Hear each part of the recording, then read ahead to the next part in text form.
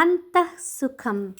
ప్రథమ పూజలందుకునే గణేశుని తొండము అంతర్ముఖివిక అని ఎలా చెబుతున్నదో అలాగే శ్రీకృష్ణ పరమాత్ముని గీతోపదేశము మనందరికీ ప్రబోధిస్తున్నది. నీలోనే ఉన్న నిత్యమైన మారని సాక్షీభూతమైన ఆత్మవైపు ప్రయాణము చెయ్యి. ఈ అంతర్ప్రయాణము శోకము నుండి సుఖ దుఃఖములకు అతీతమైన ఆనందము వైపు తీసుకువెళుతుంది. అంతా రామమయం, ఈ జగమంతా రామమయం అని భక్త రామదాసు సూటిగా ఎలుగెత్తి పాడితే భగవద్గీత అంతా పరమాత్మమయం, ఈ జగమంతా పరమాత్మమయమని విశదీకరించి చెబుతుంది. సుఖ దుఃఖములకు అతీతమైన పరమానందము పొందు మార్గము అన్నిటిలో, అందరిలో, మనలో పరమాత్మను చూడగలగటం.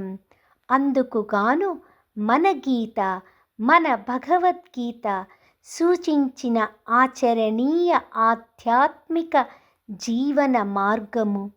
చేయవలసిన అన్ని కర్మలను చేస్తూనే కర్మ ఫలితములపై ఉన్న తీవ్ర ఆపేక్షను తగ్గించుకునేందుకు కర్మలను పరమాత్మకు సమర్పించే అర్పణ భావముతో చేయటం.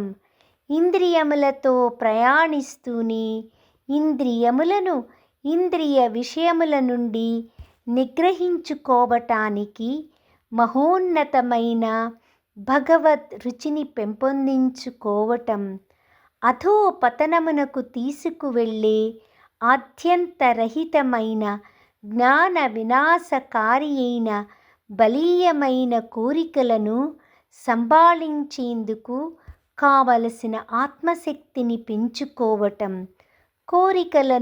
కోరికల వలన కలిగే కోపము, భయము లాంటి భావనలను నిభాయించేందుకు ఇంద్రియ విషయముల నుండి దృష్టిని మరల్చి ఉచ్ఛ్వాస నిశ్వాస గమనములను సమతుల్యము చేయటం.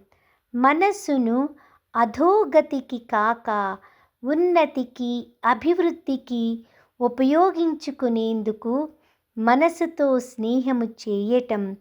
మనసుతో నిశ్చల స్నేహము చేయుటకు పరమాత్మపై ధ్యానాభ్యాసమును అలవాటు చేసుకోవటం.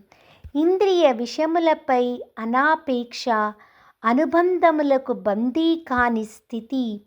పుట్టుక, మరణము, బాధల యందు సాక్షీభావము, ఇష్ట అయిష్టముల యందు సమత్వము, ఆధ్యాత్మిక జిజ్ఞాసతో కూడినదే వైరాగ్యము.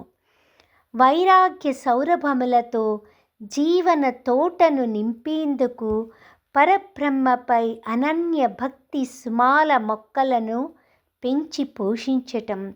జీవరాశులన్నిటిలో అభేద్యమైన అవ్యక్తమైన పరమాత్మను చూడగలిగిన జ్ఞానమును వృద్ధి చేసుకునేందుకు దైవగుణములను పెంపొందించుకుంటూ సత్వగుణము వైపు అడుగులు వేయటం. జీవరాశులన్నిటిలోనే కాకుండా మనలోనే ఉన్న పరమాత్మను చూడటం.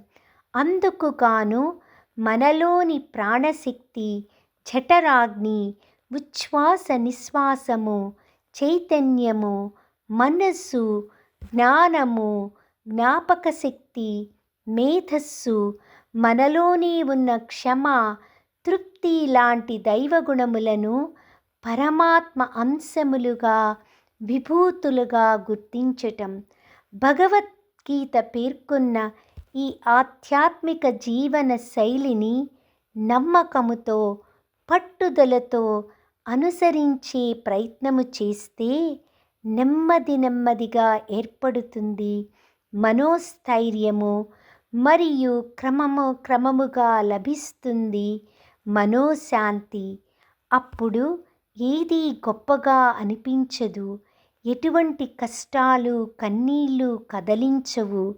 ఇంద్రియాలకు అతీతమైన ఆనందము, అవధులు లేని ఆనందము కలుగుతుంది. మనలోనే మనము ఆనందించవచ్చు. అధ్యాయము 5 శ్లోకము 24. యో అంతఃసుఖో అంతరారామా తథాంతర్జ్యోతిరేవ యః స యోగి బ్రహ్మనిర్వాణం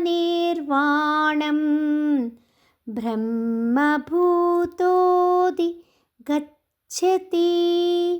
ఎవరైతే తమలో తాము సుఖముగా ఆనందముగా ఉంటారో, అంతర్గత జ్యోతితో ప్రకాశిస్తారో అటువంటి యోగులు భౌతిక జగత్తు నుండి విముక్తిని పొంది భగవంతునితో ఏకమవుతారు.